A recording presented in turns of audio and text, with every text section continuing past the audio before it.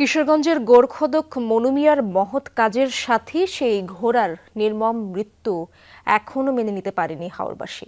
সামাজিক মাধ্যমে ছড়িয়ে পড়া ঘোড়াটির নিথর দেহের ছবি ভীষণভাবে নাড়া দিয়েছে নেটিজেনদের। দূর দূরান্তে এই ঘোড়ায় চড়েই কবর খুঁড়তে যেতেন তিনি। বিনা পারিশ্রমিকে ৩,০০০-এরও বেশি কবর খুঁড়েছেন মনুমিয়া। তিনি যখন রাজধানীতে চিকিৎসাধীন তখন ঘোড়াটিকে মেরে ফেলে দুর্বৃত্তরা। পুরো বিষয়টি খতিয়ে দেখার আশ্বাস পুলিশের। কিশোরগঞ্জের গোরখদক মনুমিয়ার ছবি ঘুরছে সোশ্যাল মিডিয়ায়, সাথে তার মহৎ কাজের সাথী ঘোড়াটি। নানা অসুখ নিয়ে মনুমিয়া যখন রাজধানীর একটি বেসরকারি হাসপাতালে চিকিৎসাধীন, সে সময় কে বা কারা মেরে ফেলেছে মূক এই প্রাণীটিকে। হাওড়াঞ্চলের বাসিন্দা মনুমিয়া কারো মৃত্যুর খবর শুনলে যত দূরই হোক খুন্তি কোদাল নিয়ে ছুটতেন কবর খুঁড়তে। কাজের সুবিধার্থে ফসলি জমি বিক্রি করে কিনেছিলেন ঘোড়াটি। শুক্রবার সকালে মিঠামইনের হাসিমপুর এলাকায় রাস্তার পাশে রক্তাক্ত অবস্থায় প্রাণীটিকে পাওয়া যায়। যেদিন রাতে ঘোড়াটিকে মেরে ফেলা হয় সেদিন রাতেই তিনি হাসপাতালে মুমূর্ষ অবস্থায় শুয়েও বলছিলেন, হে আমার ঘোড়ার ঘুঙ্গুরটা মনে হয় হারায় গেছে।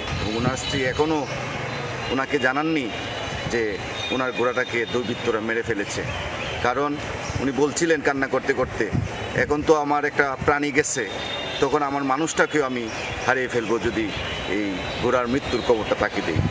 এখন পর্যন্ত বিনা পারিশ্রমিকে ৩,০০০-এর বেশি কবর খনন করেছেন ৬৭ বছরের মনুমিয়া। পৈতৃক সম্পত্তি থেকে উপার্জনে দূর দূরান্তে ঘোড়ায় চড়ে যেতেন মানুষের উপকার করতে। শুধু কবর খোঁড়া নয়, জানাজাতেও অংশ নিতেন তিনি। মহৎ কাজের সেই সারথীর এমন নির্মম পরিণতি হবে ভাবতে পারেনি কেউ। বাবার টাকা ক্ষতি করিয়া উনি ঘোড়া কিনছিল এবং বিভিন্ন জায়গায় যখন মানুষ মারা যায় ঘোড়া দিয়ে মানুষের কবর খুঁড়ে। এত মহৎ মানুষের একটা জিনিস যেটা দিয়ে কবর করার কাজে উনি ঘোড়া ব্যবহার করে যেত, এই ঘোড়াটা এভাবে মেরে ফেলছে। এই ঘটনায় কে বা কারা জড়িত তা খতিয়ে দেখার আশ্বাস পুলিশের।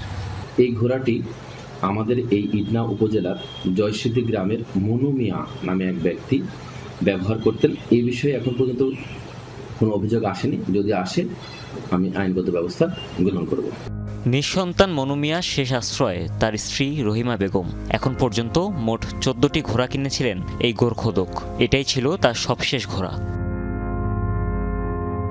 হুমায়ুন রশিদ, যমুনা নিউজ।